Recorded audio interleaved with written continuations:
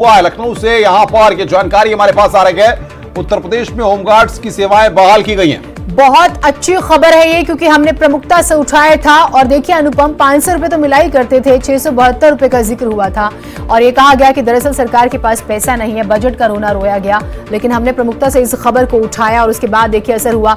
News 18 की खबर का बड़ा असर। आपके अपने चैनल ने 25,000 होमगार्ड्स की दरअसल बात की और उसके बाद जो है देखिए ये अच्छी बात है, एक खुशखबरी। नेताओं की बातें तो होती रहेंगी, कौन जीता कौन हारा वो भी होती रहेगी, लेकिन देखिए 25,000 दरअसल हम होमगार्ड्स क्यों कहें, परिवार कह सकते हैं तो ज्यादा बेहतर होगा अनुपम। 25,000 होमगार्ड्स। हाँ जी, मुद्दे को उठाया था, होमगार्ड्स के मुद्दे को, और लगातार हमने कोशिश की थी इस पर बड़े अधिकारियों से बातचीत करने की, और यहां पर जाकर के अब इस खबर का बड़ा असर हुआ है। तो अगले आदेश तक जारी रहेंगी होमगार्ड्स की सेवाएं। अब अगले आदेश का जिक्र तो हुआ है, हम लगातार जो है वो भी अपडेट्स आपको देंगे। अब यहाँ पर दरअसल क्या एडजस्टमेंट की गई है, क्या हुआ है, क्या फैसला लिया गया है, अब ये भी जो है हम आपको बताएंगे। लेकिन फिलहाल न्यूज 18 आपके अपने चैनल ने 25,000 परिवारों की दरअसल आवाज सरकार तक पहुंचाई थी और उसका असर हुआ है। देखिए सबसे बड़ी बात यह थी इस पूरे मुद्दे में कि होमगार्ड्स को लेकर के जब ये कहा गया कि उनको सिपाहियों के समान वेतन दिया जाए, सुप्रीम कोर्ट ने इस पूरे मसले को कहा था, तो आपने उनको निकाल करके ये मैसेज देने की कोशिश की या बताने की कोशिश की कि हमारे पास बजट नहीं है। ठीक, और हमारे साथ मेहमान जुड़े हुए हैं, उन्हें भी एक बार शामिल कर लेते हैं। मनमोहन रॉय जी हमारे साथ पॉलिटिकल एडिटर जुड़े हुए हैं, जो कि हर पहलू पर बता रहे हैं हमें कि क्या स्थिति बन रही है और क्यों बन रही है। हरिश्चंद्र श्रीवास्तव जी प्रवक्ता बीजेपी, रोहित अग्रवाल जी प्रवक्ता आरएलडी हमारे साथ जुड़े हुए हैं। मैं बीजेपी से इसकी शुरुआत हरीश जी आपसे फिर से करते हैं एक बार। हरियाणा में तो जो हो रहा है उस पर तो चर्चा होगी ही, यूपी भी आपको खूब छिका रहा है। यूपी में क्या ऐसा रहा जो समझ नहीं पाए ग्राउंड पर? नजरअंदाज कर दिया आपने लोगों की आवाज को? नहीं, ऐसा बिल्कुल नहीं है। आदरणीय योगी जी की सरकार तो एक संवेदनशील सरकार है और जन सरोकारों को पूरी तरह से समर्पित है।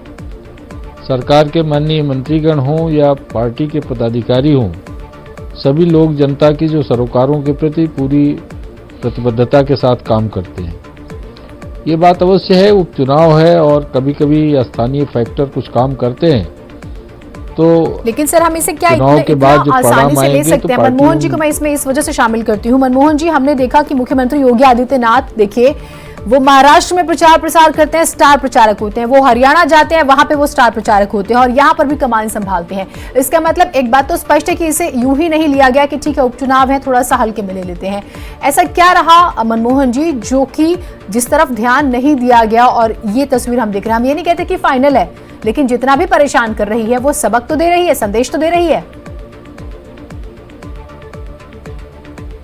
जी बिल्कुल, बीजेपी के लिए एक संदेश है इसमें। बीजेपी के लिए आत्मचिंतन का भी विषय है, एक इंट्रोस्पेक्शन का विषय है। ये परिणाम वैसा नहीं है जो बीजेपी के टॉप लोगों ने सोचा था, खासतौर से यूपी प्रदेश में जो उपचुनाव का रिजल्ट है, क्योंकि अभी ये ज़्यादातर सीटें भाजपा की अपनी सिटिंग थी। 9 पे तो वो 9 सीटें इनकी अपनी थी, घट के वो 7 होते हुए दिख रही हैं, तो जाहिर तौर पे एक चिंताजनक है।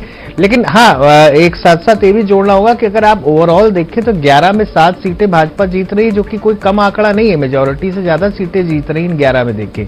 लेकिन हाँ, चूंकि भाजपा का इस बीच इस दौरान जो एक दौर आया कि हर चुनाव से आगे बढ़कर जीतते थे। बिल्कुल मनमोहन जी, लेकिन सवाल यहाँ पर ये विपक्ष की आप स्ट्रेटेजी देखिए, विपक्ष का कोई भी बड़ा नेता प्रचार में नहीं आया और यहाँ पर देख रहे हैं कि चुनाव के ऐलान से पहले यहाँ तो बीजेपी ने कई प्रभारी बना दिए, तमाम रैलियां हो गई और आपने तमाम घोषणाएं की। सबके बाद अगर आप उन जगहों पर जहां पर आप पिछली बार भी नहीं जीते थे, रामपुर जलालपुर, इन दोनों जगहों पर आप लूज करते हुए अभी जो रुझान है उसमें दिख रहे हैं, तो यही माना जाएगा कि कहीं ना कहीं तमाम ऐसे फैक्टर्स, कास्ट के फैक्टर्स और बाकी फैक्टर्स भी इस बाई इलेक्शन में काम किए हैं। जी बिल्कुल, कास्ट का फैक्टर डोमिनेंट हो गया। ये लोकसभा का चुनाव जिससे हर आदमी इस उपचुनाव को कंपेयर कर रहा है, लोकसभा में कास्ट कहीं ना कहीं धूमिल हो गई। मोदी जी का चेहरा और केंद्र सरकार की पॉलिसीज, यूपी में जो प्रचार चला धुआंधार, उस पर कहीं ना कहीं कास्ट धूमिल हो गई और एक बड़े डोमिनेंट थीम पे, एक सिंगल एजेंडा पे वोट पड़ा।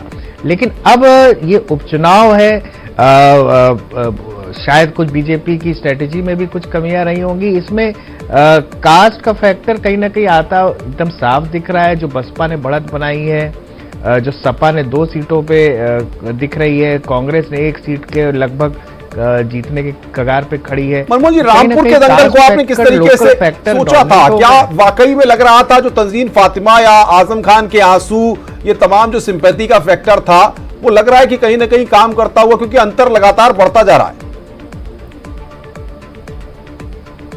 देखिए, रामपुर पिछले 4 महीने से बहुत न्यूज में था। समाजवादी पार्टी वहां एक कोने में धकेल दी गई थी। आजम खान के कई कारनामे सामने आए और वो घिरे हुए दिख रहे थे।